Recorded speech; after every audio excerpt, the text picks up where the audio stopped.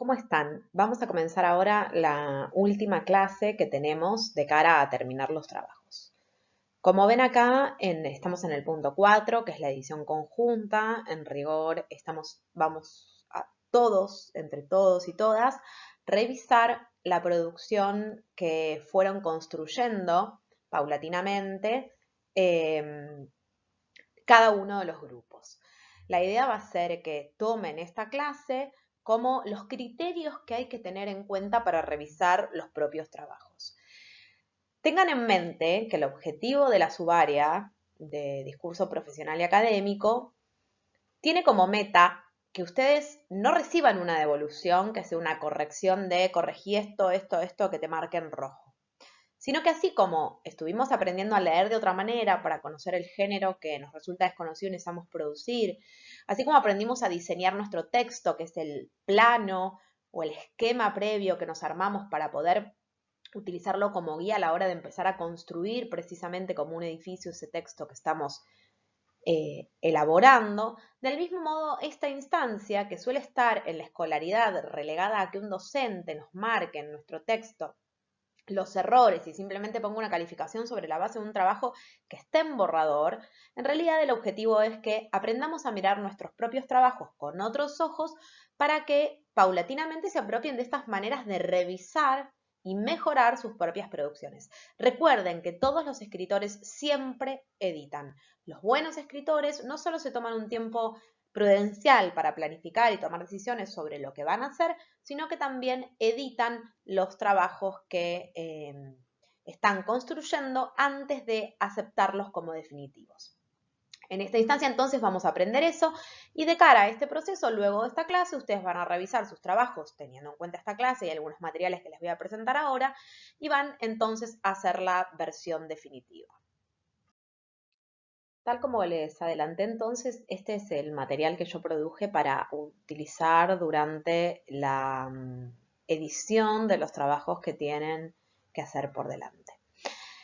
¿Cuál es la función de esta tabla? En principio ordena lo que fuimos deconstruyendo en la primera clase y que sistematizamos y retomamos en la clase pasada, que son las características del texto que tenemos que escribir. Están agrupados en 4 categorías, que son la estructura esquemática, el tipo de lenguaje, los recursos gramaticales y la organización de la información, y finalmente la adecuación normativa.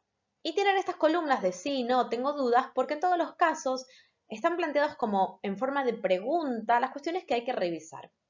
Entonces funciona algo así como si fuera un checklist, ¿no? Dice, por ejemplo, la estructura del texto incluye las 2 etapas, tal y tal. Bueno, sí, me lo tildo, lo tengo, entonces me quedo tranquilo, tranquila que ya está bien. No, me lo marco para agregar, para revisar, para ver. Y tengo dudas, es como, bueno, me mandan un mensajito a mí para ver cómo lo podemos resolver, si es que esa pregunta les genera duda. Es decir, respecto de su trabajo. Ahora vamos a analizar cada una de las dimensiones y luego las vamos a ilustrar con los trabajos de ustedes, ¿sí? Cuestiones de si está, si no está y cómo podemos mejorarlo.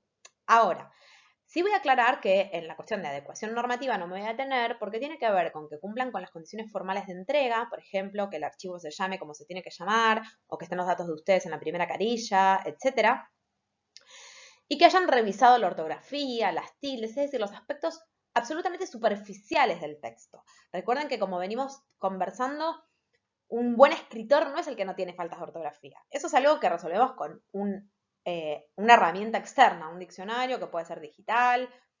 Si no tienen diccionario en casa, está el sitio de la Real Academia Española, pueden googlearlo, que ya aparecen unos cuantos diccionarios. Pero digamos, cualquier buen escritor sí revisa antes de entregar porque hay una cuestión de formalidad en la presentación que tiene que ver con que esté correcto en términos normativos. Fuera de eso, vamos a ir viendo estas 4 grandes dimensiones, a qué se refieren, vamos a ir explicitando a qué nos referimos con cada una de estas dimensiones y luego lo vemos en los trabajos de ustedes. En relación con la primera de las preguntas vinculadas con la estructura esquemática, se pregunta puntualmente, valga la redundancia, si el texto tiene las 2 partes que vimos, la presentación del informe y el análisis de los objetos. Luego, también se pregunta si dentro del análisis de los objetos incluimos los 2. Es decir, si no solo incluimos el objeto doméstico, sino también el objeto mejorado, que es el que deberían haber identificado utilizando el buscador especializado en patentes que aprendieron a utilizar con Florencia. Pero además se espera que en cada una de estas subsecciones, las dos partes de la parte 2, de la etapa 2 del texto, hayan incluido para cada objeto no solo la descripción, sino también una valoración positiva para el segundo objeto y negativa para el primero. Ahora bien, en la segunda de las dimensiones, esas serán las tres primeras, las que tienen que ver con la estructura esquemática. La segunda, que tiene que ver con el tipo de lenguaje, no solo se pregunta por la tecnicalidad, por el lenguaje técnico, es decir, por ejemplo, si estamos hablando de una compactadora, llamarlo compactadora y no el aparato, que sería una palabra, por ejemplo, no específica del campo, ¿sí? Sí podríamos decir producto, sí podríamos decir mecanismo, que son palabras propias del campo, o receptáculo, etcétera, pero no aparato, ¿no? Que tal vez es una palabra muy informal que no responde al campo disciplinar.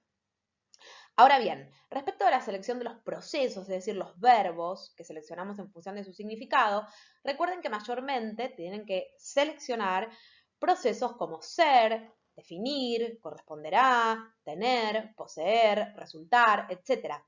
Es decir, esos procesos que nos permiten describir precisamente qué es lo que estamos haciendo.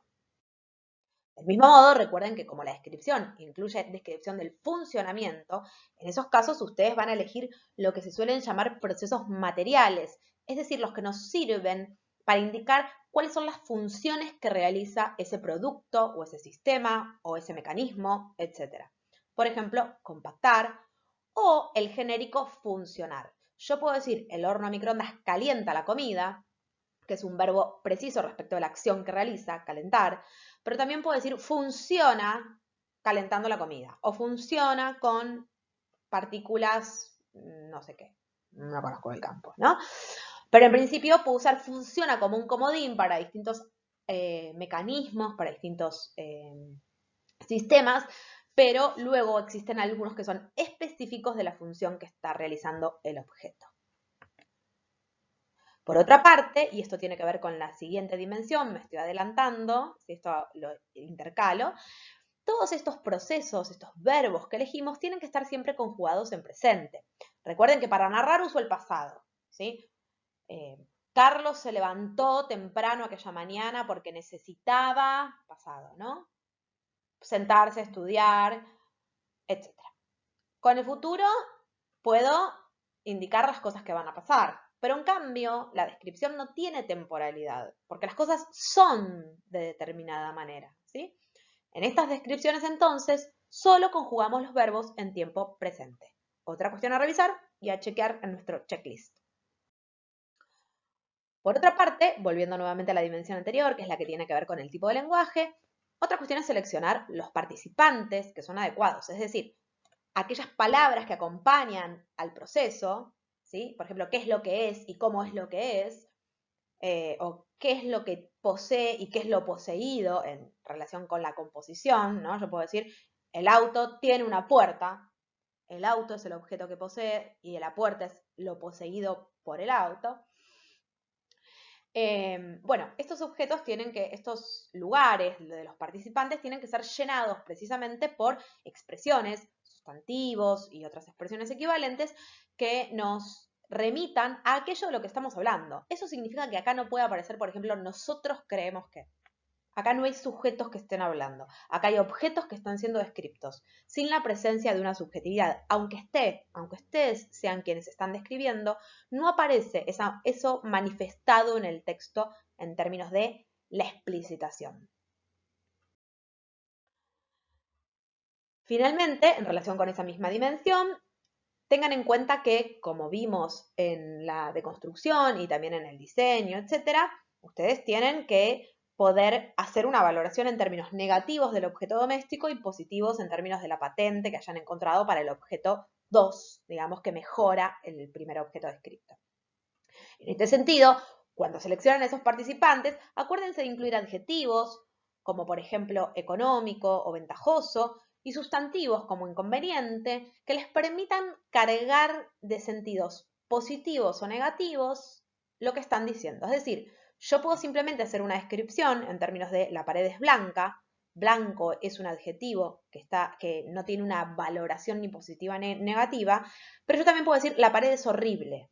Y en ese acto lo que estoy haciendo es describir, pero también describir desde una valoración o desde un punto de vista específico. Esto tiene que ver con lo que decía recién. No vamos a decir cosas como nosotros creemos que esta compactadora es cara. Vamos a decir la compactadora es cara. Fíjense que decimos lo mismo, pero en un movimiento estamos sacando al sujeto del texto y estamos hablando de la realidad. Eso es lo que hay que hacer. Entonces, en la línea que dice, ¿se incluyen las valoraciones para realizar la evaluación de los objetos descriptos? Nos referimos a esto. ¿Hay palabras clave que den la pauta de una connotación positiva o negativa respecto de qué opinamos nosotros sobre este objeto?